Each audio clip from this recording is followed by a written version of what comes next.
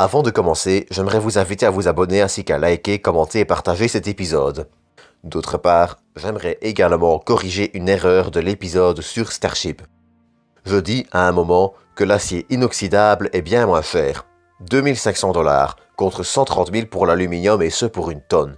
Or, il n'était pas question d'aluminium mais de fibre de carbone. Sur ce, passons à l'épisode. Bonjour à tous et bienvenue dans ce 7e On en reparle, le format qui résume l'actualité des sujets évoqués sur la chaîne. Une fois n'est pas coutume, c'est Bigelow Aerospace qui ouvre le bal avec la construction d'un module BA330, futur module de transport vers Mars et qui servira aux essais sur Terre de la NASA. Essais ayant eu lieu le 12 septembre avec 2 modules. Le 13 septembre, c'est le CNES, le Centre National d'Études Spatiales, qui nous annonçait que le rover américain Mars 2020 venait de passer ses premiers essais de rotation, permettant ainsi de mieux connaître son centre de gravité et donc de garantir sa sécurité, notamment au décollage et à l'atterrissage sur la planète rouge. Le 14, c'est le PDG de United Launch Alliance, Tory Bruno, qui nous partageait sur Twitter le son de la séparation de la coiffe d'une Atlas 5 pendant la mission AEHF-5.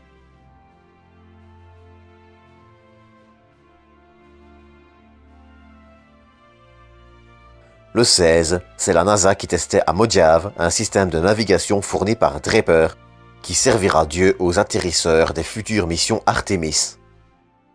Le 17 septembre, c'est le module expérimental Genesis 2 de Bigelow Aerospace qui frôlait le satellite russe hors service Cosmos 1300.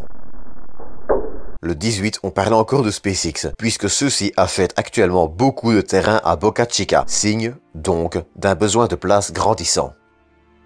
Le 18 encore, c'était un nouvel essai des parachutes de la capsule Dragon Crew de SpaceX qui avait lieu. Toujours le 18, c'était l'un des boosters du futur lanceur Vulcan de United Launch Alliance qui faisait une apparition, en route vers l'installation de ses instruments et différents essais. Il est, cependant, à préciser que ce booster-ci servira uniquement pour des essais et non pour un vol. Le même jour, c'est Rocket Lab qui annonçait l'installation de la plateforme de tir d'électrons sur leur futur site de lancement, à Wallops, en Virginie. Le 19, c'était du côté d'Ariane 6 que les choses bougeaient, puisqu'un essai de transport d'une maquette du booster d'Ariane 6 rempli d'eau avait lieu. Toujours le 23, l'administrateur de la NASA nous annonçait la signature d'un contrat avec Lockheed Martin pour la production des capsules Orion nécessaires à 12 missions Artemis. Le lendemain, le 24, on apprenait que la NASA développait les futures combinaisons qui serviront sur la Lune pour Artemis et qu'elles pourraient être testées à bord de l'ISS en 2023. Le 26, c'était toujours la NASA qui mettait à disposition du public les données de la sonde Lunar Reconnaissance Orbiter afin de demander au public de les aider à retrouver Chandrayaan 2. Le lien sera en description si ça vous intéresse. Et enfin, le 31, c'était Rocket Lab qui nous apprenait le nom de la prochaine mission d'Electron, qui décollera 2 semaines plus tard, mission nommée As the Crow Flies.